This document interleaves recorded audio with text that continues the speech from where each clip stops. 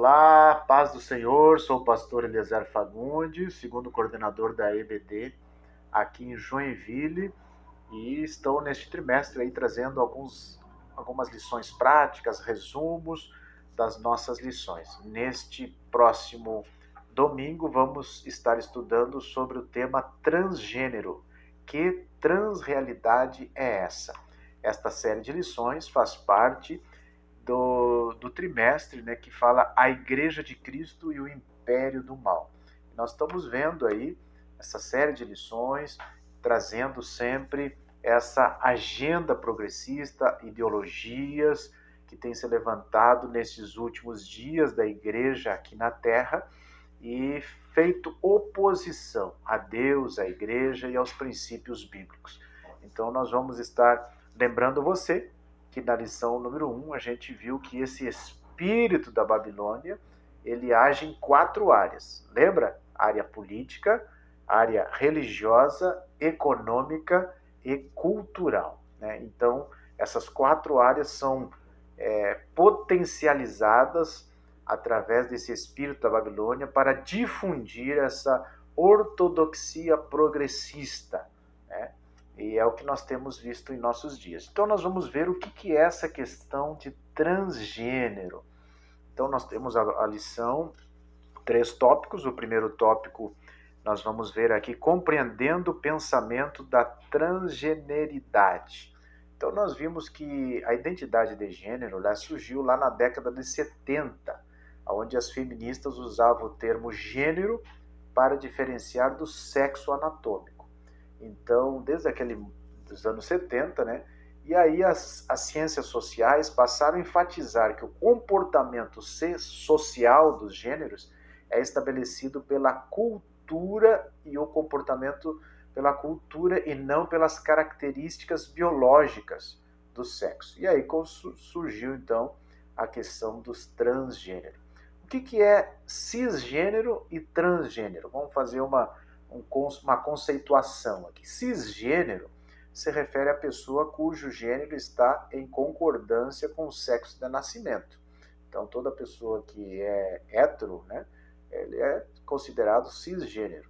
Se refere à pessoa, então, que o seu gênero está em concordância com o sexo de nascimento. Trans, tudo que é trans, o trans é um guarda-chuva grande que aborda várias nomenclaturas, né? Então, transgênero classifica a pessoa cujo gênero está em oposição ao sexo de nascimento. Então, são pessoas que alegam ter nascido no corpo errado, que é uma frase, um slogan que eles usam, né? Nascido no corpo errado. Nós vamos ver que isso são narrativas. O próprio comentarista da lição fala que são narrativas criadas por essa ortodoxia trans, né?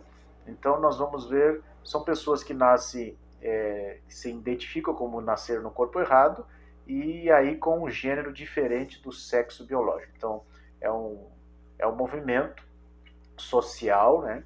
E de representatividade desse grupo, ele é chamado LGBTQIAPN+, ou seja, cada segmento já foi acrescentado uma letra. Então nós temos aí várias nomenclaturas que eu vou mencionar aqui, né, dos transgênero e da sexualidade. Então, para os especialistas, a orientação sexual de uma pessoa é definida de acordo com o gênero que ela se identifica, por qual gênero sente atração sexual. Então, o heterossexual, né, é a atração pelo gênero oposto. Identificamos e falamos, né, que é o que nós cremos pela Bíblia Sagrada, como Deus criou macho e fêmea. Deus fez o homem e a mulher, né, e são heterossexuais, sentindo atração por sexo oposto. Aí nós temos o homossexual, que entra dentro dos trans, né, quando a atração é pelo mesmo gênero, pode ser mulher ou homem. Nós temos também o bissexual, quando a atração é por ambos os gêneros. O assexual, quando inexiste atração por gênero algum. O pansexual, quando a atração não depende de gênero, e os não binários, não se encaixa em nenhum gênero. Então toda essa nomenclatura é criada aí pelos militantes da transgeneridade. E nós vamos ver na lição número 2, né, reafirmando a visão bíblica. Então nós temos que entender qual é a visão bíblica. Nós temos a visão bíblica, né, Deus criou macho e fêmea, o ser humano é constituído de corpo, alma e espírito, né, como está lá em 1 Tessalonicenses capítulo 5, versículo 23, e o gênero desse corpo é definido pelo sexo de criação, né, geneticamente determinado. Então, nós não acreditamos, respeitamos, né, como deve ser respeitada todos os pensamentos, mas nós cremos, né, que Deus criou o homem e a mulher e o tornou heterossexual. Então, a constituição moral, o homem foi criado à imagem e à semelhança moral de Deus, como nós vimos nas lições anteriores, né, sobre a feminilidade e a masculinidade, onde esse pensamento progressista quer macular, né? E também na relação da sexualidade também. Então Deus criou o homem e a mulher, né? No entanto, o pecado corrompeu essa moralidade do gênero humano. E a constituição da sexualidade foi criada por Deus também. Deus criou também a sexualidade, Deus também criou, né, as características do corpo do homem, da mulher, biologicamente, sexualmente, tudo foi criado por Deus e Deus criou o homem e a mulher.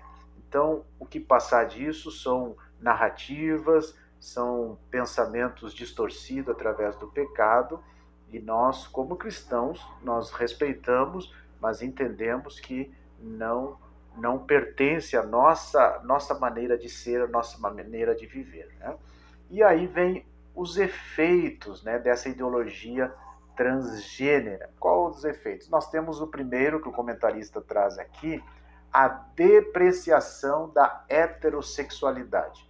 Então, o modelo da sexualidade nas escrituras é heterossexual, e ativistas então atuam, ativistas, militantes. Vocês observam que esse espírito da Babilônia usa muito narrativas, rótulos, não? Então estão sempre procurando colocar rótulos naqueles que pensam diferente. Se você pensa diferente, né, e você pensa através, como 94, 95% da população brasileira tem esse pensamento, entende que Deus criou o homem e a mulher. Então, uma minoria de 5%, eles querem rotular as pessoas, dizer que quem pensa diferente é machista, é transfóbico, é preconceituoso, colocando rótulos. É uma das estratégias que o inimigo usa para conseguir os seus objetivos.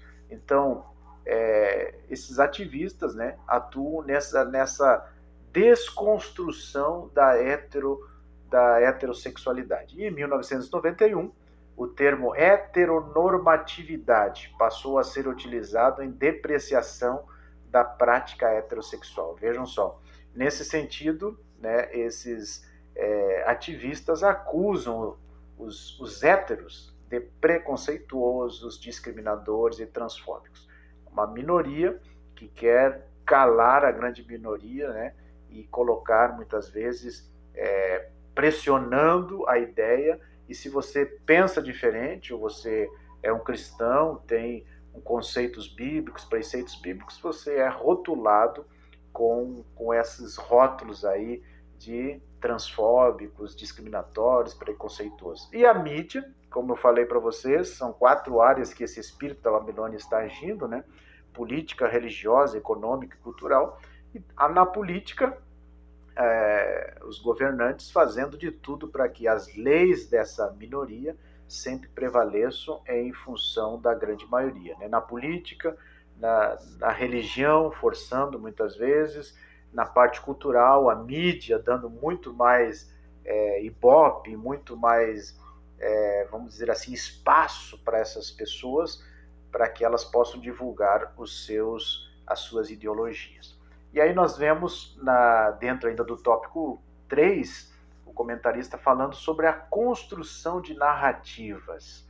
Isso é muito importante porque o marxismo ele trabalha com essa construção de narrativa. Nós estamos vendo desde da primeira lição, nós estamos vendo essas essas narrativas, né, que são rótulos que são colocados naqueles que pensam diferente. E aqui não é diferente, né? Então a militância trans se rebela aí contra a própria Constituição biológica, que a questão do macho e fêmea não é uma questão religiosa apenas, é uma questão biológica, né, fisiológica.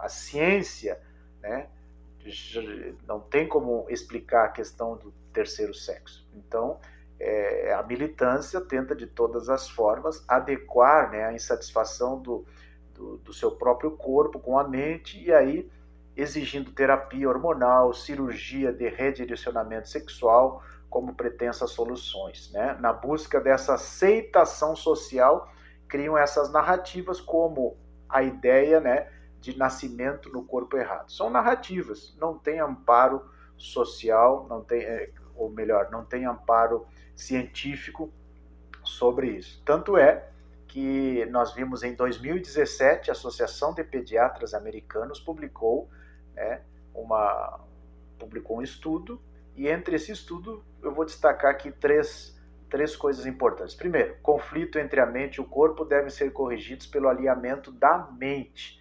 E o que os militantes trans dizem? Que deve ser corrigido pelo corpo, ou seja, que o prazer vale mais do que qualquer coisa. Se você sentiu o desejo de fazer alguma coisa ou está sentindo o desejo de sexo, o mesmo sexo, né, que o corpo deve prevalecer. E os estudos dos pediatras dizem que não, que a mente deve prevalecer.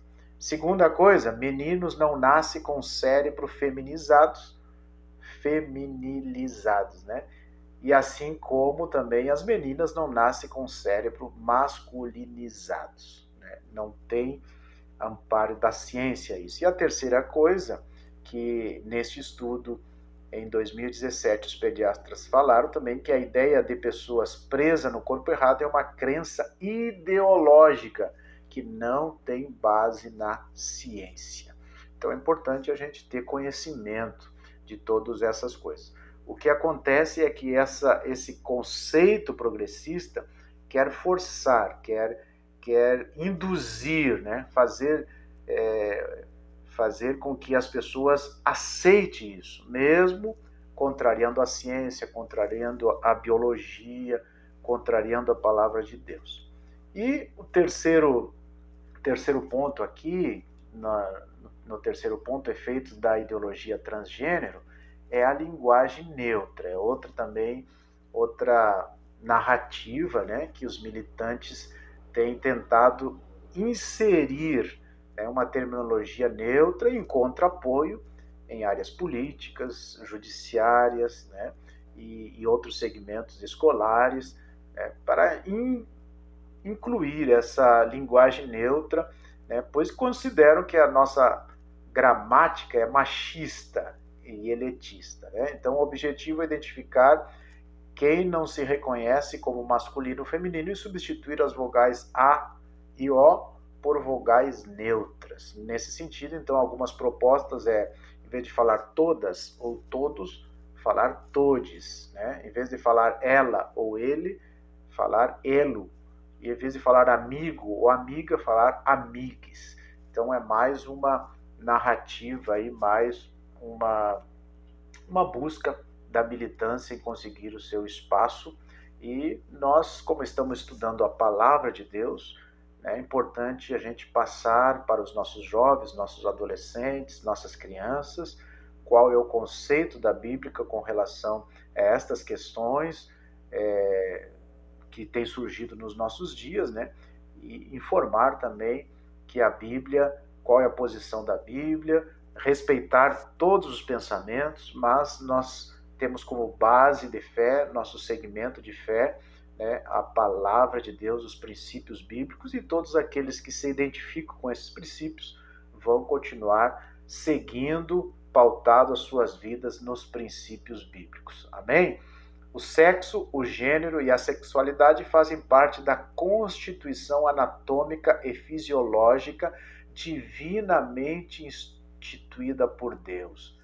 Eu encerro dizendo: Deus não errou ao criar a sexualidade heterossexual. Tudo pode mudar, né? mas a palavra de Deus permanece para sempre, tá bom? Deus abençoe e aguardo você na próxima semana, na lição número 9. Um abraço, fique na paz do Senhor.